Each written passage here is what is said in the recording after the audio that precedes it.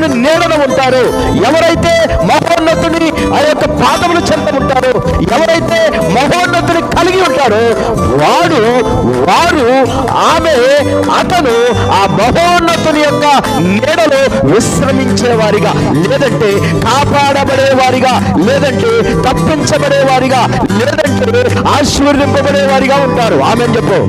హల్లెలూయా. మహోన్నతుడు జీవము కలిగిన దేవుడు.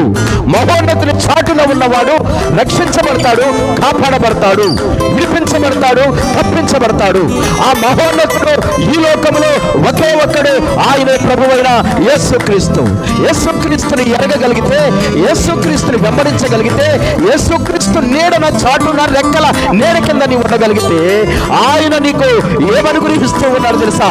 వేటగాని ఊరి నుండి ఆయన నిన్ను రక్షిస్తాడు. ఆమె చెప్పు. హల్లెలూయా.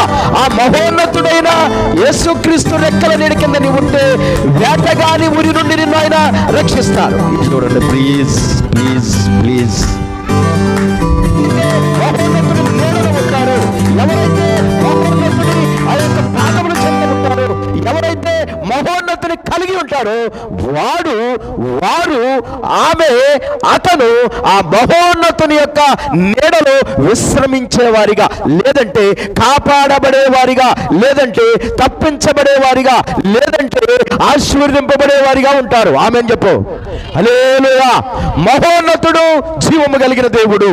మహోన్నతుని చాటున ఉన్నవాడు రక్షించబడతాడు, కాపాడబడతాడు, విడిపించబడతాడు, తప్పించబడతాడు.